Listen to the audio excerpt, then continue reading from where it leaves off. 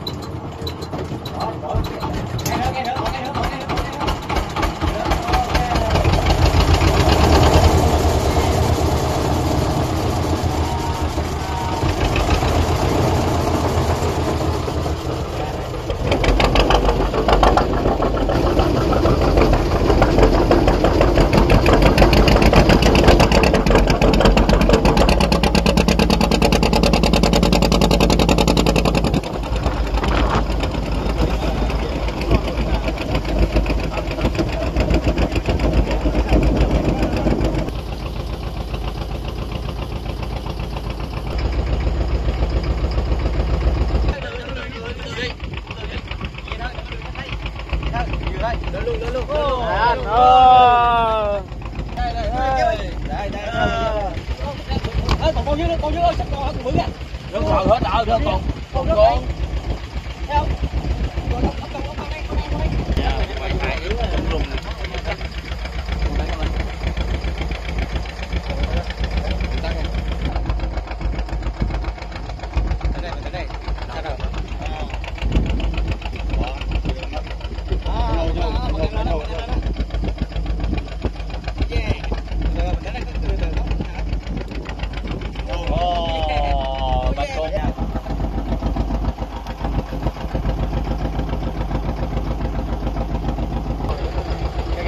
Bám con luôn, bám con luôn, đừng, tháo hơn.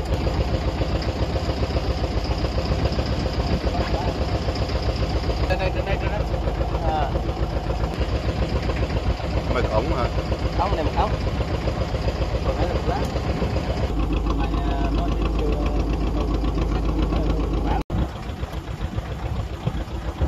Chơi đúng đứa vợ.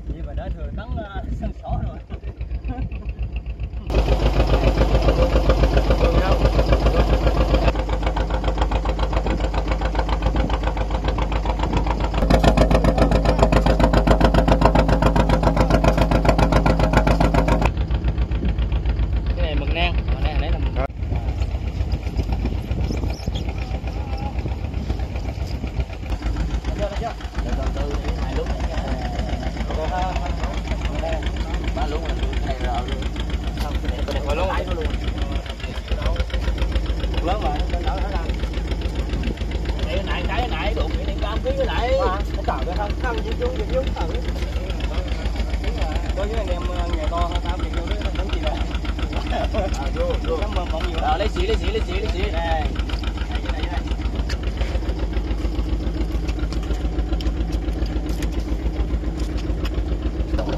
Sống luôn á.